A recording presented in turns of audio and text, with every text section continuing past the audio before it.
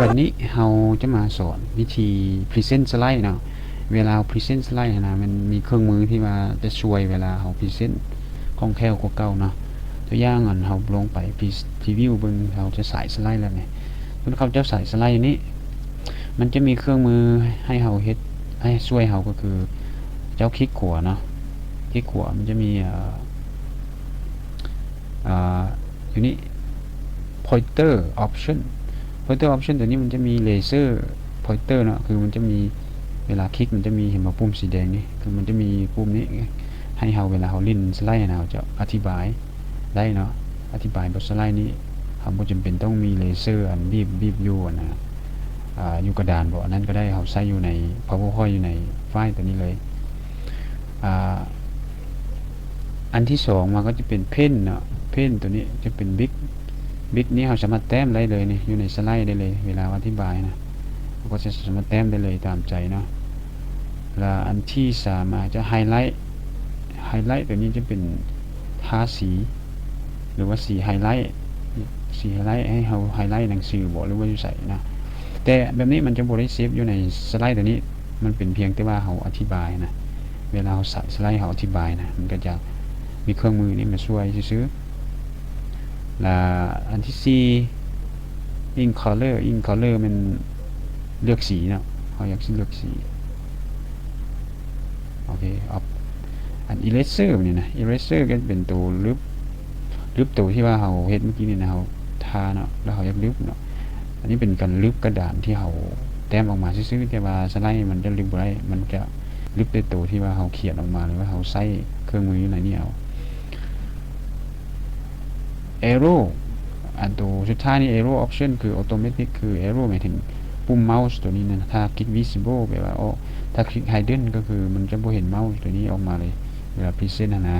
แต่ automatic คือเวลาเฮาลิ้นมันจะเห็นเฮาบ่ลิ้นมันจะหายสิแล้วอันนี้มันสำหรับ filter option ต่อไปก็จะเป็นตัว screen จะมี black and white ตัวนี้ใช้สำหรับเวลาเฮา present นะส่วนหลายเวลา present แล้วคนจะมักเบิ่งแต่สไลด์เราจะบ่ค่อยเบิ่งผู้นะพรีเซนต์นะเขามีทริคตัวนึงคือเขาสามารถบี้อยู่คีย์บอร์ดเวลาบี้ปุ๊บอันนี้หน้าสไลด์มันจะแบล็งกันเลยคือมันจะดำมันจะบ่เห็นอย่างอันนี้จะเฮ็ดให้คนมาสนใจผู้พรีเซนเตอร์โดยที่เวลาผู้พรีเซนเตอร์อธิบายนะสไลด์มันจะบ่เห็นละคนมันจะบ่ได้เบิ่งกระดานบอกถึงสินะแล้วเขาจะเบิ่งผู้พรีเซนต์หลังจากเจ้าอยากโชว์สไลด์คืนเจ้าก็กดบี้แล้วสไลด์มันจะสายขึ้นมาเนาะนี่เป็นทริคตัวนึงเขาเรียกว่า black หรือว่า screen ซึ่งเขากดอยู่คีย์บอร์ดก็ได้เนาะโอเคอีกตัวนึงก็จะเป็นเวลาใส่สไลด์แล้วเวลากด CO สไลด์นี่